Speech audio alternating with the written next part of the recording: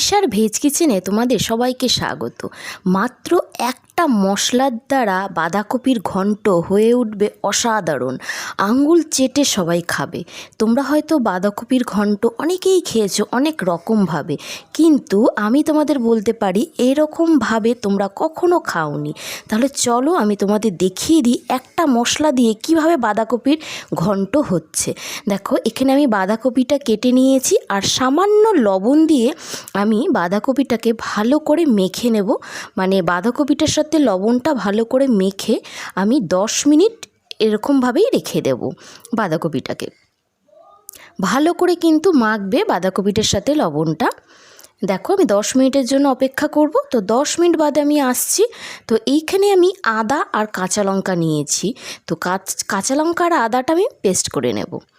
এবার দেখো, কড়াই বসিয়ে দিয়েছি, তেলও গরম হয়ে গেছে এখানে আমার। এইবার হচ্ছে সেই মশলাটা, যেই মশলাটা দিলে বাঁধাকপির ঘন্ট হয়ে উঠবে অসাধারণ। তেজপাতা আর কাঁচা লঙ্কা আমি দিয়ে দিলাম। আমরা সাধারণত বাঁধাকপিতে জিরে ফোড়ন দিই, কিন্তু এখানে আমি জিরে ফোড়ন দেব না। এখানে আমি দিয়ে দেবো 5 ফোড়ন সম্বার। 5 ফোড়ন সম্বার দিলে এই বাঁধাকপির ঘন্টটা অসাধারণ খেতে লাগে আর গন্ধটা কিন্তু দারুণ লাগে। বৈষ্ণব সেবা হয়, তোমরা সবাই জানো হয়তো, বৈষ্ণব সেবা বাড়ি বাড়িতে দেওয়া হয়।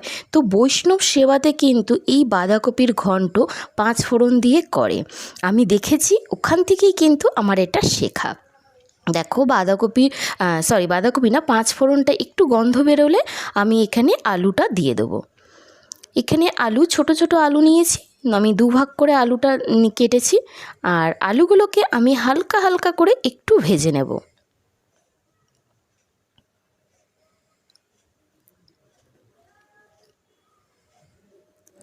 আমার এখানে দেখো আলুটা মোটামুটি কিন্তু ভাজা হয়ে গেছে।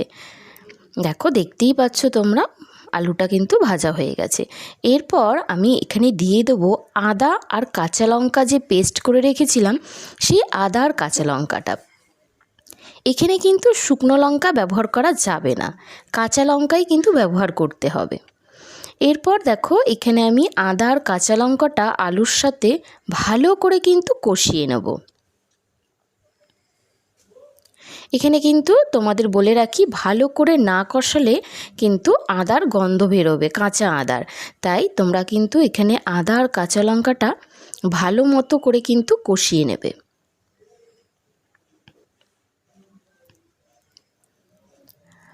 দেখো, এখানে দেখতেই পাচ্ছ তোমরা আমার ভালো মতো কষানো হয়ে গেছে। আমি দিয়ে দেবো টমেটো। এখানে একটু খেয়াল করো, টমেটোগুলো কিন্তু খুব পাকা নয়, একটু কাঁচা পাকা দেখে টমেটো নেবে, তাহলে কিন্তু রান্নাটার আরও বেশি টেস্ট হয়। আর দিয়ে দিলাম মটরশুঁটি। মটরশুঁটি কিন্তু অবশ্যই দেবে, শীতের বাঁধাকপি মটরশুঁটি না দিলে কিন্তু ভালো লাগে না। এরপর আমি সমস্ত কিছু আবার ভালো করে কষিয়ে নেব।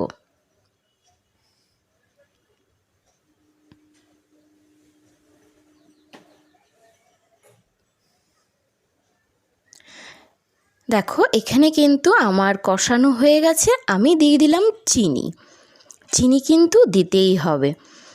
আর তারপরে আমি দিয়ে দেবো এখানে পরিমাণ মতো লবণ। আমি এখানে খুব বেশি লবণ দেবো না, যেহেতু বাঁধাকপিতে আমার দেওয়া আছে, একটু বুঝে দেবে তোমরা। এরপর দিয়ে দেবো আমি এখানে হলুদের গুঁড়ো। এরপর আমি দিয়ে দিলাম এখানে ভাজা জিরের গুঁড়ো। এরপর সামান্য একটু জল দিয়ে আমি ভালো করে কিন্তু মশলাটা কষিয়ে নেব।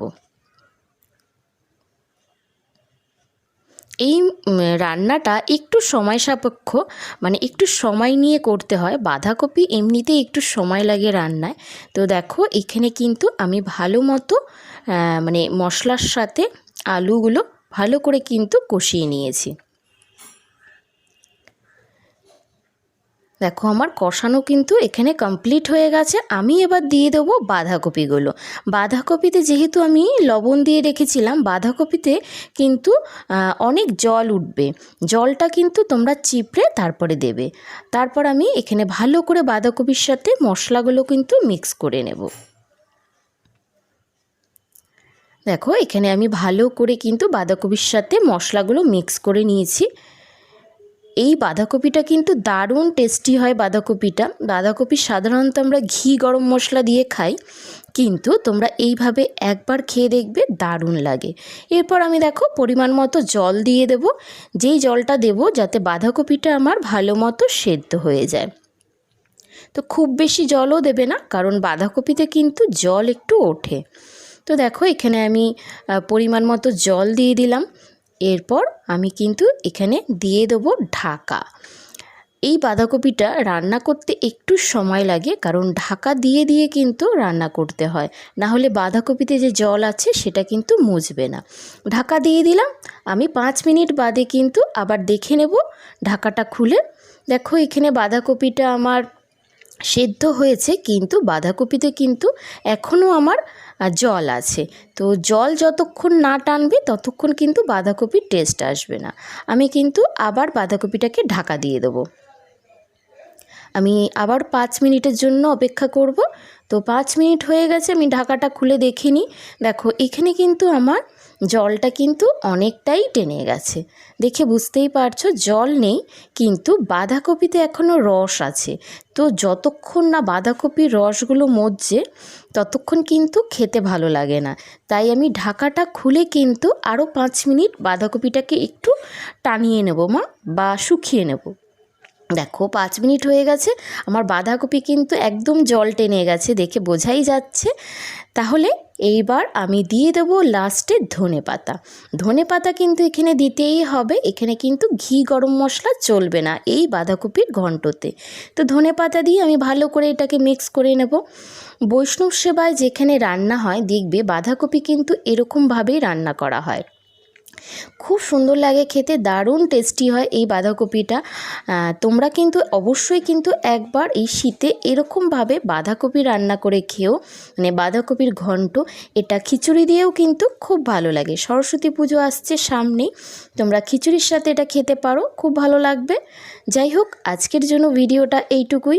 অন্য ভিডিওতে তোমাদের আবার দেখা হবে, নতুন নতুন রেসিপি নিয়ে কিন্তু আমি আসতেই থাকবো। তোমরা যারা আমাকে এখনও সাবস্ক্রাইব করোনি তারা কিন্তু অবশ্যই সাবস্ক্রাইব করে দিও, আর আমার সাথে থেকো, আমার পাশে থেকো। আর আমার রান্নাগুলো কেমন লাগছে তোমরা কিন্তু অবশ্যই আমাকে কমেন্ট করে জানিও। আর যদি ভালো লাগে তাহলে কিন্তু লাইক করো, শেয়ার করো। যাই হোক, আজকের জন্য এইটুকুই। বাঁধাকপির ঘন্ট কেমন লাগলো অবশ্যই আমাকে রান্না করে খেয়ে তারপর কমেন্ট করো, ঠিক আছে? তো আজকে আসি, অন্য ভিডিওতে তোমাদের সাথে আবার দেখা হবে। ভালো থেকো, সুস্থ থেকো।